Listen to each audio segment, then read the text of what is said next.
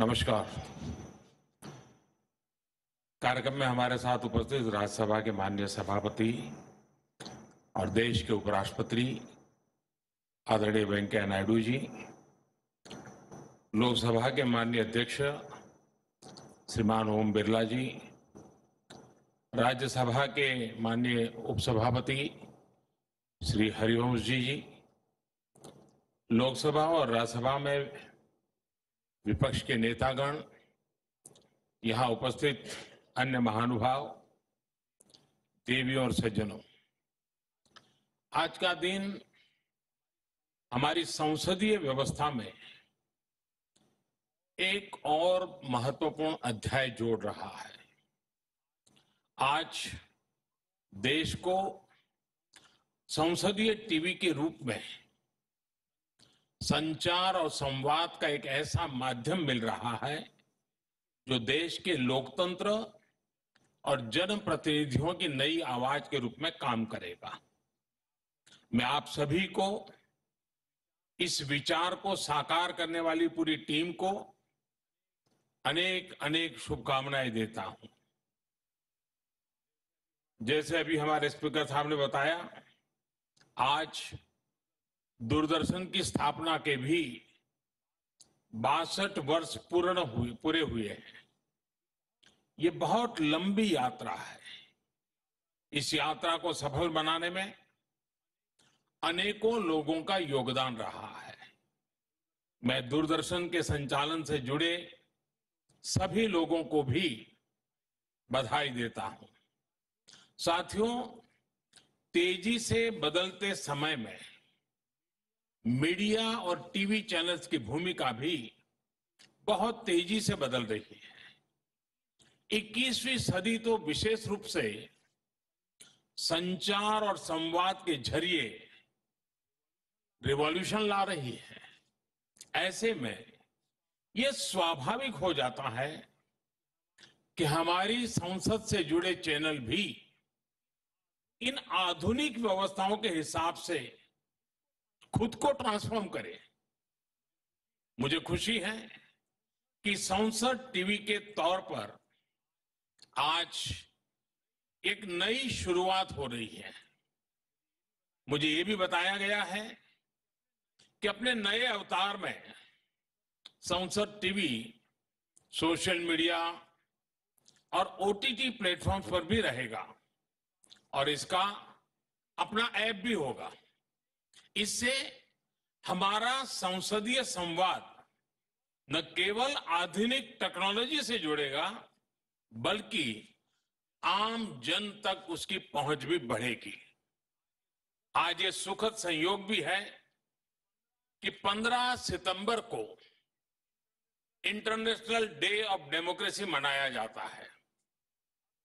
और बात जब लोकतंत्र की होती है तो भारत की जिम्मेदारी कहीं ज्यादा बढ़ जाती है। भारत लोकतंत्र की जननी है। India is the mother of democracy. Bharat के लिए लोकतंत्र केवल एक व्यवस्था नहीं है, एक विचार है। भारत में लोकतंत्र सिर्फ संवैधानिक स्ट्रक्चर ही नहीं है, बल्कि वो एक स्पिरिट है। भारत में लोकतंत्र सिर्फ संविधानों की धाराओं का संग्रह ही नहीं है, ये तो हमारी जीवन धारा है। इसलिए इंटरनेशनल डे ऑफ डेमोक्रेसी, इस दिन संसद टीवी का लॉन्च होना अपने आप में बहुत प्रासंगिक हो जाता है। वैसे भारत में हम सभी आज इंजीनियर्स डे भी मना रहे हैं। एम विश्वेश्वरैया जी की जन्म जयंती पर ये पावन दिन भारत के मेहनती और कुशल इंजीनियर्स को समर्पित है। टीवी की दुनिया में तो OB engineer, sound engineer, graphics designing से जुड़े लोग, पैनल संभालने वाले लोग, studio directors, cameraman, video editors, कितने ही प्रोफेशनल्स ब्रॉडकास्ट को संभव बनाते हैं। आज मैं संसद टीवी के साथ ही देश के सभी टीवी चैनलों में काम करने वाले इंजीनियर्स को भी विशेष रूप से बधाई देता हूं। साथियों, आज जब देश अपनी आजादी के 75 साल मना रहा है, तो हमारे सामने अतीत का गौरव भी है और भविष्य का संकल्प भी है। इन दोनों ही क्षेत्रों में मीडिया की बहुत बड़ी भूमिका है। मीडिया जब किसी विषय को उठाता है, जैसे स्वच्छ भारत अभियान, तो वो और तेजी से जन जन तक पहुंचाता है। आजादी के अमृत महोत्सव में देशवासियों के प्रयासों को प्रचारित प्रसारित करने का कार्य मीडिया बखूबी कर सकता है। उदाहरण के तौर पर टीवी चैनल्स स्वतंत्रता संग्राम से जुड़े 75 एपिसोड प्लान कर सकते हैं, डॉक्यूमेंट्री बना सकते हैं। अखबार अमृत महोत्सव से जुड़ी परिशिष्ट प्रकाशित कर सकते हैं। डिजिटल मीडिया क्विज कंपटीशन जैसे आइडियाज के जरिए युवाओं को सीधे जोड़ सकते हैं। मुझे बताया गया है कि संसद टीवी की टीम ने इस दिशा में कई प्रोग्राम प्लान भी किए हैं। ये प्रोग्राम्स अमृत महोत्सव की भावना को जन जन तक पहुंचाने में काफी मदद करेंगे। साथियों, आप सब कम्युनिकेशन फील्ड के क्रिएटिव लोग हैं। आप लोग अक्सर कहते हैं कि कंटेंट इज किंग। मैं आप लोगों से अपने अनुभव की एक और बात कहना चाहता हूं। मेरा अनुभव है कि कंटेंट इज कनेक्ट, यानी जब आपके पास बेहतर कनेक्ट होगा, बेहतर कंटेंट होगा, तो लोग खुद ही आपके साथ जुड़ते जाते हैं। ये बात जितनी मीडिया पर लागू होती है, उतनी ही हमारी संसदीय व्यवस्था पर भी लागू होती है। क्योंकि संसद में सिर्फ पॉलिटिक्स नहीं है, पॉलिसी भी है। एक्चुअली तो पॉलिसी ही है। हमारी संसद में जब सत्र होता है, अलग अलग विषयों पर बहस होती है, तो युवाओं के लिए कितना कुछ जानने सीखने के लिए होता है। हमारे माननीय सदस्यों को भी जब पता होता है कि देश हमें देख रहा है, तो उन्हें भी संसद के भीतर बेहतर आचरण की, बेहतर बहस की प्रेरणा भी मिलती है। इससे पार्लियामेंट की प्रोडक्टिविटी भी बढ़ती है और जनहित के कामों को पॉपुलैरिटी भी मिलती है। इसलिए ये बहुत जरूरी है कि सदन की कार्यवाही से आम जन कनेक्ट करे। भले ही वो देश के किसी भी कोने में हो, सदन की गतिविधियों का हिस्सा बने। ऐसे में संसद टीवी को भी अपने कार्यक्रमों का चुनाव लोगों की, खासकर युवाओं की रुचियों के आधार पर करना ही पड़ेगा। इसके लिए भाषा पर ध्यान देना होगा।